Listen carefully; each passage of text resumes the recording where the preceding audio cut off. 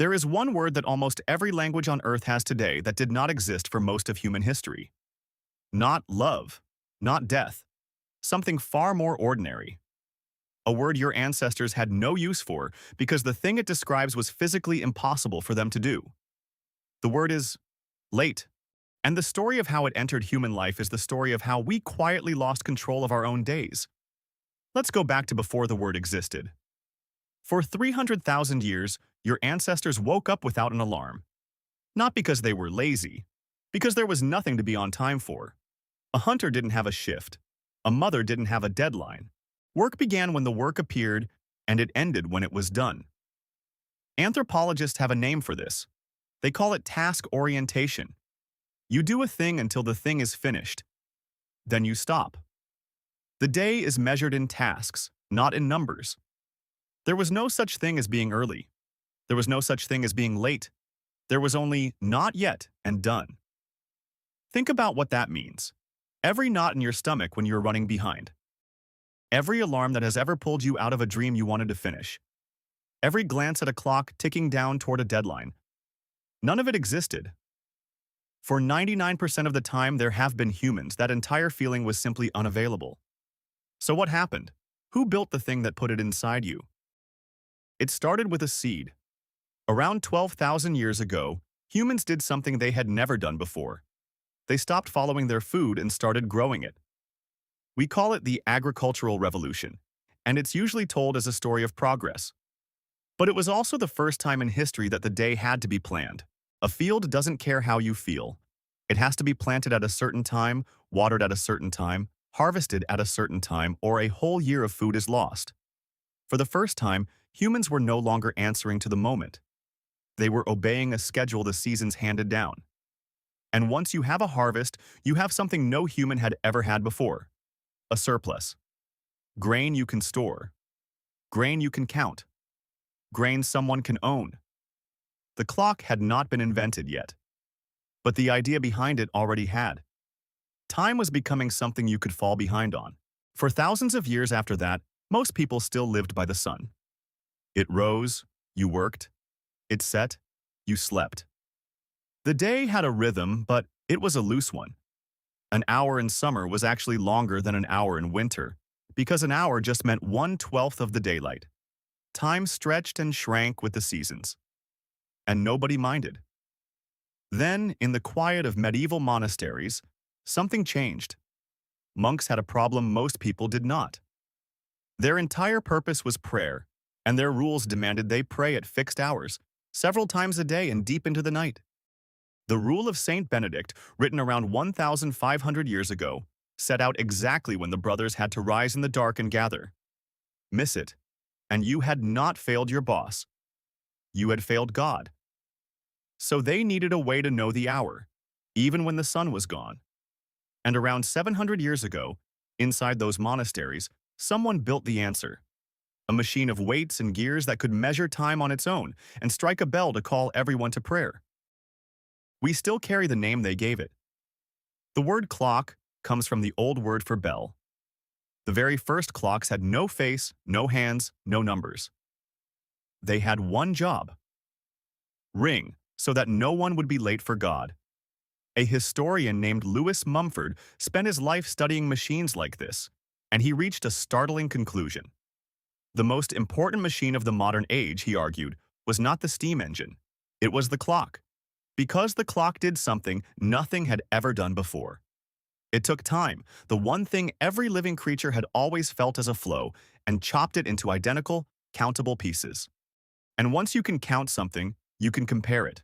You can spend it. You can waste it. You can run out of it. For a while, the clock stayed up in the tower. It was a public thing, a bell over the town square. But machines get smaller. Clocks moved from towers to walls to shelves and finally into a pocket. And as they shrank, they got sharper. Here's something most people never realize. For most of the clock's life, there was no minute hand. Early clocks could barely stay accurate to within 15 minutes a day. The minute only arrived in the 1600s when a Dutch scientist named Christian Huygens used a swinging pendulum to make clocks suddenly, dramatically precise. Before him, the minute was almost a rumor. After him, it was a unit you could be measured against. And then, someone did the math. In 1748, Benjamin Franklin wrote a short letter of advice to a young tradesman. Buried in it was a phrase that would reshape how an entire civilization understood its own life. Remember, he wrote, that time is money. Time is money, a thing you could earn and owe and save and lose. The hours of your one and only life, quietly relabeled as currency. Franklin meant it as a metaphor. We turned it into a fact. But the clock still had one weakness left. It was local. Every town kept its own time. Noon was the moment the sun stood overhead. So one city might read 12 o'clock, while a town an hour away read 12:13. Nobody cared. And then came the railroad. A train cannot run on 100 different local noons. A timetable only works if everyone agrees on what time it is. So the railroads did something breathtaking. They overruled the sun. On a single day in November 1883, the railway companies of America simply declared new time zones into existence. People called it the Day of Two Noons, because in many towns the clocks were moved while the sun still hung in its old place. The time on the wall no longer matched the world outside the window. From there, it was a short walk into the factory, the work whistle.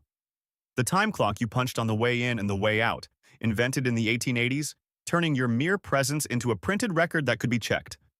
And then a man named Frederick Taylor arrived with a stopwatch and a clipboard, timing workers down to the second, hunting for how much could be squeezed out of a human body in an hour. This is the moment late, finished becoming what it is today. Not a fact about the sun.